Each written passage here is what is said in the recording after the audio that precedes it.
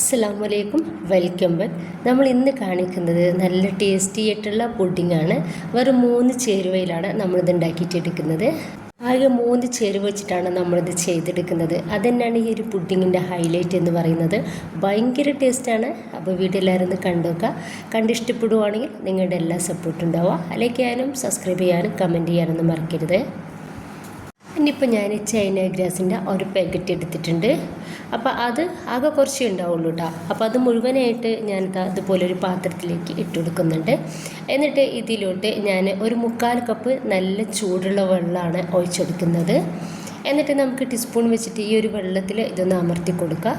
ഇത് നന്നായിട്ടൊന്ന് കുതിർന്ന് കിട്ടണം. ഈ ഒരു വെള്ളത്തിൽ നമുക്കിതൊന്ന് മൂടി വെക്കാം. ഇനിയിപ്പോൾ ഞാൻ ഇതുപോലൊരു സോസ് പാനിലേക്ക് 1 കവർ പാൽ ഒഴിച്ചെടുക്കുന്നുണ്ട്.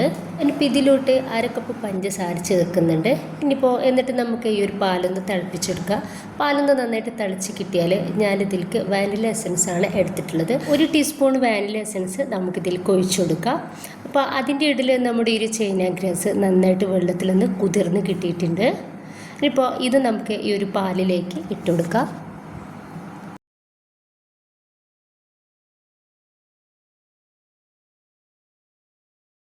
ചൈന ഗ്രാസ് കൂടി ഇട്ടെടുത്തതിന് ശേഷം ജസ്റ്റ് ഇതൊന്ന് തളിച്ച് കിട്ടിയാൽ മാത്രം മതി. കൂടുതൽ സമയം നമ്മൾ ഇതിന് വീണ്ടും തീ കത്തിച്ചിട്ട് തിളപ്പിച്ചുകൊണ്ടിരിക്കരുത്.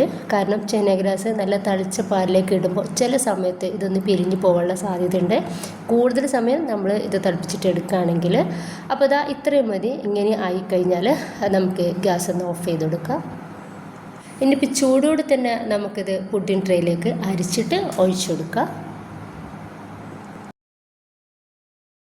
ബാക്കി വന്നിട്ടുള്ളത് ഞാനൊരു ഗ്ലാസ്സിലേക്ക് കൂടി ഒഴിച്ചെടുത്തിട്ടുണ്ടായിരുന്നു. ഇനിയിപ്പോൾ ഇത് നന്നായിട്ട് ചൂടാറിയതിന് ശേഷം നമുക്ക് ഫ്രിഡ്ജിലേക്ക് മാറ്റി കൊടുക്കാം. ഇപ്പോൾ ഞാൻ ഇതുപോലൊരു പാനിലേക്ക് 3/4 കപ്പ് പഞ്ചസാര ഇട്ടെടുക്കുന്നുണ്ട്. ഈ ഒരു പഞ്ചസാര നമുക്കൊന്ന് മെൽറ്റാക്കിയിട്ട് എടുക്കണം. ഒന്ന് മീഡിയം ഫ്ലെയിമിലേക്ക് മാറ്റി കൊടുക്കണം കേട്ടോ. ഒന്ന് കളർ മാറി തുടങ്ങിയാൽ ലോ ഫ്ലെയിമിലേക്ക് മാറ്റി കൊടുക്കുക. ഇപ്പോൾ ഇത് നന്നായിട്ടൊന്ന് കളർ മാറി തുടങ്ങിയിട്ടുണ്ട്. ഈ ഒരു ടൈമിൽ നമുക്ക് ഇതൊന്ന് മിക്സ് ആക്കി കൊടുക്കുക. അപ്പോൾ അധികം വല്ലാണ്ട് കറുപ്പ് കളറാവണ്ട. അങ്ങനെ ആകുമ്പോൾ ഭയങ്കര ഒരു കയ്പിൻ്റെ ടേസ്റ്റ് ആയിരിക്കും നമ്മുടെ ഒരു പുഡിങ്ങിന്. ഇനിയിപ്പോൾ ഞാൻ ഈ ഒരു ടൈമിൽ നല്ല ചൂടുള്ള 1/4 കപ്പ് വെള്ളമാണ് എടുത്തിട്ടുള്ളത്. അതൊന്ന് ഇതിലേക്ക് ഒഴിച്ചു കൊടുക്കുന്നുണ്ട്. എന്നിട്ട് ഇത് നന്നായിട്ട് തന്നെ ഒന്ന് മിക്സ് ആക്കി കൊടുക്കുക.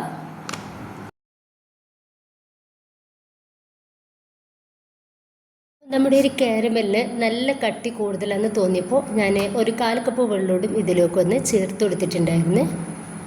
അപ്പോൾ ഇത്രയും ആയിക്കഴിഞ്ഞാൽ നമുക്ക് ഗ്യാസ് ഒന്ന് ഓഫ് ചെയ്യാം. അപ്പോൾ ഇതിൽ പഞ്ചസാരയുടെ ചെറിയ കട്ടകളൊക്കെ ഉണ്ട് കേട്ടോ. അപ്പോൾ ഇതുപോലെ നമ്മൾ പുഡിങ്ങിന് മുകളിൽ ഒഴിച്ചു കൊടുക്കരുത്. ഒന്ന് അരിച്ചിട്ട് ഒന്ന് ഒഴിച്ചു കൊടുക്കുക. അപ്പോൾ നല്ല ചൂടോടെ തന്നെ വേണം നമ്മൾ ഇതൊന്ന് അരിച്ചെടുത്തിട്ട് ഈ ഒരു പുഡിങ്ങിൻ്റെ മുകളിലേക്ക് ഒഴിച്ചെടുക്കാൻ വേണ്ടിയിട്ട്. പുഡിങ് നന്നായിട്ട് സെറ്റായിട്ടുണ്ട്. നന്നായിട്ട് സെറ്റ് ആവണം. അല്ലെങ്കിൽ മാത്രമാണ് നമ്മൾ ഈ ഒരു കാരമൽ ഇതിൻ്റെ മുകളിലേക്ക് ഒഴിച്ചെടുക്കാൻ വേണ്ടിയിട്ട് പാടുള്ളൂ. അല്ലാന്നുണ്ടെങ്കിൽ ഈ ഒരു കാരമൽ മൊത്തത്തിൽ ഇതിൻ്റെ അടിയിലേക്ക് അങ്ങ് ഇറങ്ങിപ്പോകും. ഒന്നും കൂടി തണുക്കാൻ വേണ്ടിയിട്ട് നമുക്കിത് ഫ്രിഡ്ജിലിട്ട് മാറ്റാം. നന്നായിട്ട് തണുത്തതിന് ശേഷം വേണം നമ്മൾ ഇത് പുഡിങ് കഴിക്കാൻ വേണ്ടിയിട്ട്. ഇനിയിപ്പോൾ ഞാനിത് ഫ്രിഡ്ജിലേക്ക് മാറ്റി കൊടുക്കുന്നുണ്ട്. അപ്പോൾ നന്നായിട്ട് തണുത്തതിന് ശേഷമാണ് ഞാനൊരു പുഡിങ് പുറത്തെടുത്തിട്ടുണ്ടായിരുന്നത്. അപ്പോൾ ഈ ഒരു പുഡിങ് ഭയങ്കര ടേസ്റ്റാണ്. നമുക്ക് ഉണ്ടാക്കിയിട്ടെടുക്കാൻ വേണ്ടിയിട്ട് സിമ്പിളാണ്. ഇത് വേഗത്തിൽ ഒരു 15 മിനിറ്റ് മതി നമുക്ക് ഇതെല്ലാം കൂടി ഒന്ന് റെഡിയാക്കിയിട്ട് എടുക്കാൻ വേണ്ടിയിട്ട്. ഈ ഒരു പുഡിങ്ങും അതുപോലെ തന്നെ ഈ ഒരു കാരമലും ചേർത്തിട്ട് നമുക്കിങ്ങനെ കഴിക്കാവുന്നതാണ്. സൂപ്പർ ടേസ്റ്റാണ്. എല്ലാവരും ഒന്ന് ട്രൈ ചെയ്ത് നോക്കുക. ഇഷ്ടമായിട്ടെങ്കിൽ ലൈക്ക് ചെയ്യാനും സബ്സ്ക്രൈബ് ചെയ്യാനും അതുപോലെ തന്നെ കമൻറ്റ് ചെയ്യാനൊന്നും മറന്നു പോകരുത്. ഇൻഷാല്ലാ. Okay, by.